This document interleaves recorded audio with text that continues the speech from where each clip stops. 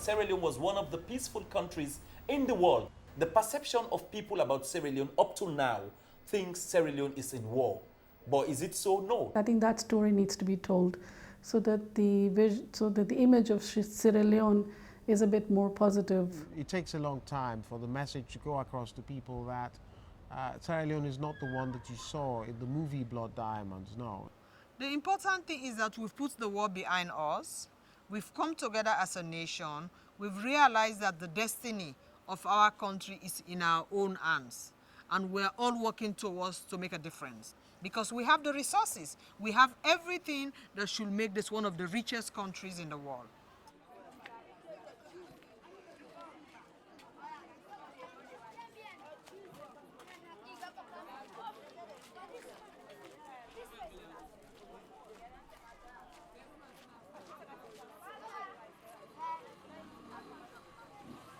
Sierra Leone also depends about 40 to 50% of its national budget from donors. So when developed countries go through global crisis, the first thing they cut is international aid. Because a lot of Sierra Leoneans fled the country and went out during the war. Most of the elite and educated people.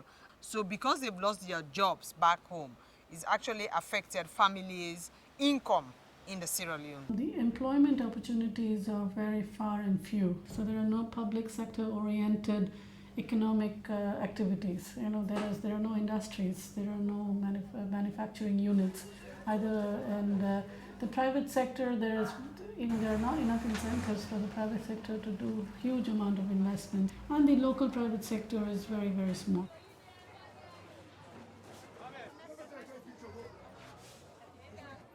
I think really that is a miracle, because I could hardly envisage how these people could live by selling all those wares. In fact, you might see people walking around with just a single item, and the possibility of that being sold for the day is very, very slim. Quite apart from that, the cost of the item would not be enough maybe for him to even afford a plate of cookery. But also, it could be attributed to the social capital that we have. There's a lot of interaction with people. For example, you might bump into somebody who you would ask, and he or she might be willing to share a bit of what the small he has with you. That is part of the social capital, which does not exist in other parts of the world. Most of them do not even have places to sleep on. Some of them sleep in market stalls and that kind of thing. Whereas if you go into the provinces, there are areas where there are houses that are shut down.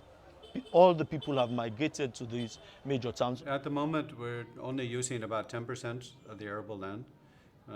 That's due to two reasons. One is that the population in the countryside has shrunk very much during the conflict. So we don't have the labor to work all the land.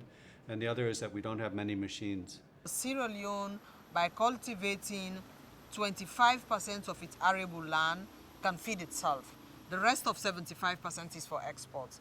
And we produce a lot of cash crops: cocoa, coffee, cashew nuts, a lot of things which will give us a lot of income. If you take our natural resources, a lot of them were exploited by unscrupulous people, which is what the president is trying to say. For example, if you take the diamond, why do you have to export diamond? Why can't you polish diamond? There are no restrictions in the business of diamonds.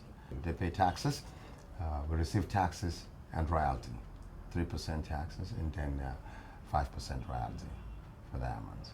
So that the people in our nation and the communities where they do business, where they do their operations, can be able to have the benefit of the mineral resources also.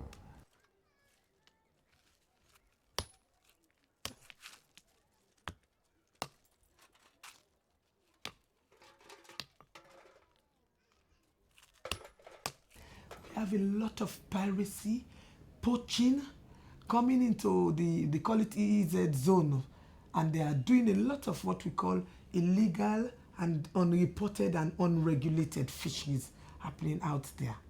The bigger trawlers cause a lot of problem also, they caught some of these artisanal fisheries, you know, when they send their nets out. At the last ECOWAS Summit, Economic Community of West African States, it was raised to see how we can develop a regional naval strategy, because this is not only affecting Sierra Leone, it's affecting Guinea, it's affecting Ghana, because it's a very expensive venture for you to protect your high seas. We have a lot of illegal fishing, and that illegal fishing also can be illegal drugs. And there are a lot of these narcotics, because I remember when they were talking about the cocaine, somebody called me. They say some of these aircraft, they come slow down and land some of this cocaine in some of these artisanal boats and trawlers. We believe that these drugs were not destined for Sierra Leone. I think this is seen as a new phase in our history. There was a lot of debate. There are those people who felt that the government should have turned a blind eye, the cocaine should have been sold, and that's money used to help develop the country, which I think is, in a manner of speaking, is unrealistic, because the effects that might have had on our youth population would also have been counterproductive, which can be very disruptive in a development agenda. But there's also the question of greed, the question of corruption, the question of mismanagement of resources, which could all be attributed to why, being just 5 million people and being as endowed as we are, we still find ourselves at the bottom of the Human Development Index. Now, the education part of it, in fact, the Anti-Corruption Commission, they have integrated anti-corruption messages into the educational curriculum for children and established clubs to promote that. Corruption is a very difficult thing to fight. It's a very, very difficult thing to fight.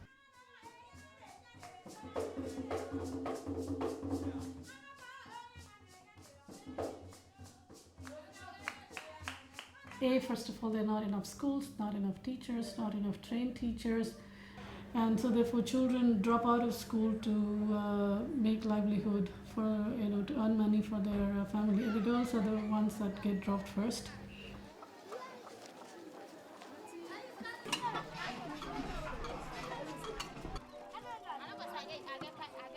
And there is a very high rate of female genital mutilation. There's a very high rates of teenage pregnancies. If you want to motivate the communities, it means you have to also work with the community leaders and build up the community structure so that you can actually advocate to remove these practices which are not healthy and which come in the way of children going to school. I think the child rights is a new area for this country. They think children rights. What do you mean by that? How do you feel when you see children in the streets working, carrying? It breaks my heart. It breaks my heart all the time, and sometimes I feel energized by it, wanting to do more, and sometimes I despair. Can we ever make a difference? And you deal with it.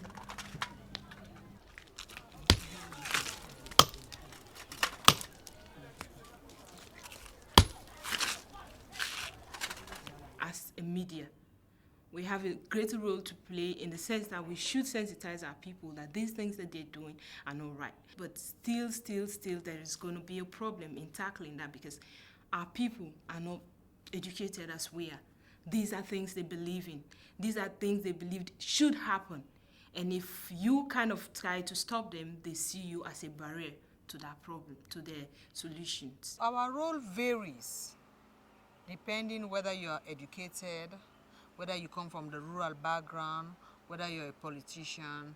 So each woman, wherever she finds herself, has a different role to play. And so it is basically to look at the discrimination against women, the issue of inheritance law, the domestic violence, the ability of women to inherit properties. Because women were the ones who suffered more, were the most victims of the war. That gave an opportunity for women to voice out loud and clear how the war affected them.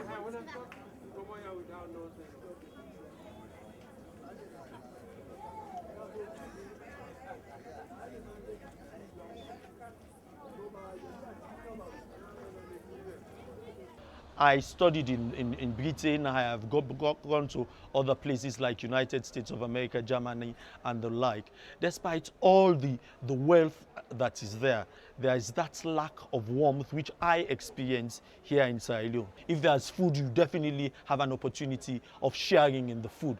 On the bus from Bradford to London, everybody would be behind their newspapers. There's hardly any interaction. And for me, that is refreshing. I think that is what humanity should be all about. The people are very friendly. They're very cheerful people. They have a smile on their face all the time. They love their music. They love their dance. The beaches are beautiful. So it's a very beautiful country. I hope that in a few years, a lot of people will come to Sierra Leone for the tourist potential it has, for the wonderful beaches it has. We are here for a while, and that's important in any country.